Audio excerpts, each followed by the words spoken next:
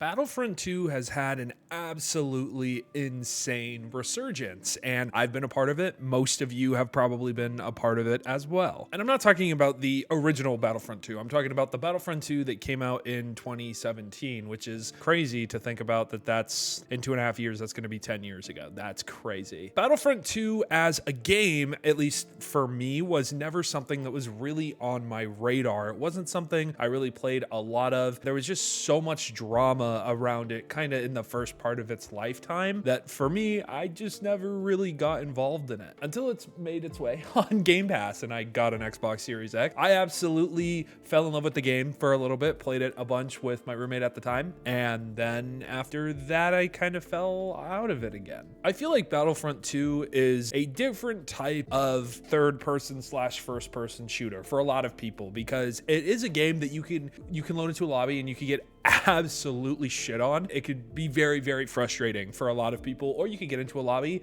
and just naturally play the game well. It's weird, but you can definitely tell the people who've been playing it the entire time. But what am I talking about? If you don't know, Battlefront 2 over the last few days, really kind of the last, I want to say the last week or so, has just absolutely exploded in popularity. Not even the last week. I'd say, we'll say the last month. In the last month, this game went from averaging at like a peak around like 9,000 players via Steam to 16 to 18,000 all peak. And actually the other day, the big resurgence day, it hit over 18,000 players. And again, that's on Steam alone. There's been multiple reports of it hitting close to like 300,000 players in total, counting Game Pass and either PC Game Pass or Xbox console Game Pass or anywhere else that you can play this game. Apparently it's been around like 300,000 is the number kind of circulating. And if you don't know, for a game that's almost 10 years old, that's absolutely insane. To my knowledge,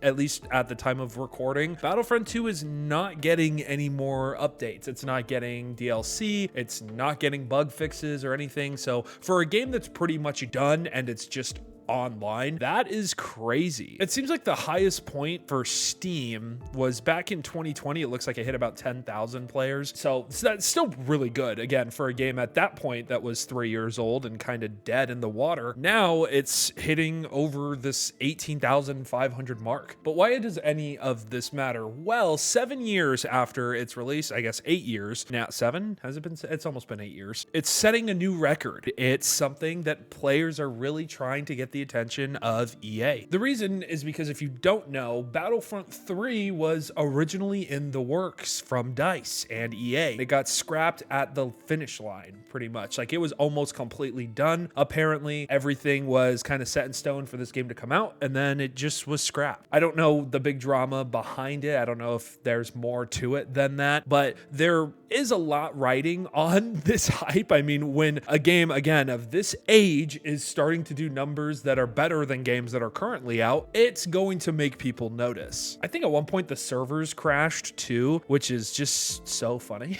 because they definitely weren't expecting to have this many people. But there's even former developers who worked on Battlefront 2 coming out and saying, wow, this is huge, and really wants the project to return. And apparently, according to one guy in specific, I think it's Matt's Home is how you say his name. He was one of the original creatives of the game, and he's kind of celebrated on Reddit saying that he and former other employees share a very similar sentiment, even though obviously it's not known at this point if Battlefield 3 will come out. I think there was even like an F1 meme about Battlefront 3, which is like a direct coming from EA reference, which is crazy. Like, a lot of them want to get the gang back together is kind of the sentiment behind these older DICE or EA developers, and that this Battlefront 3 propaganda might actually be working from fans, which if it does, I mean, that's just so cool. I can't really think of an example. I know there is, but there's probably tons of examples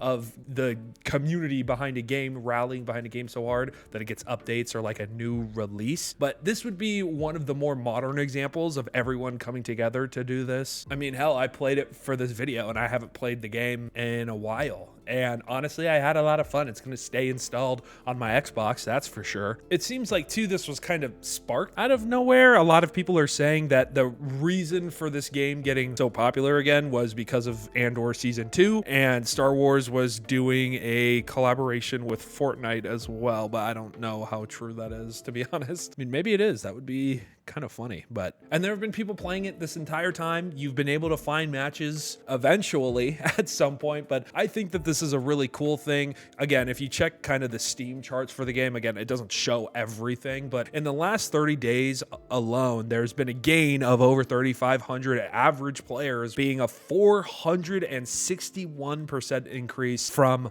April 2025, which is just crazy. I think this just also comes at a really good time because there's not a lot of multiplayer games that are new and fresh that a lot of people are playing. Marvel Rivals is kind of dipping in popularity. People obviously are always going to be playing like CSGO and Valorant and League of Legends, but those are kind of the same old, same old. Call of Duty isn't doing very well right now. There's no real I almost said Battlefront. Battlefield is slowly leaking and coming out, but I don't think a lot of people are playing Battlefield 2042.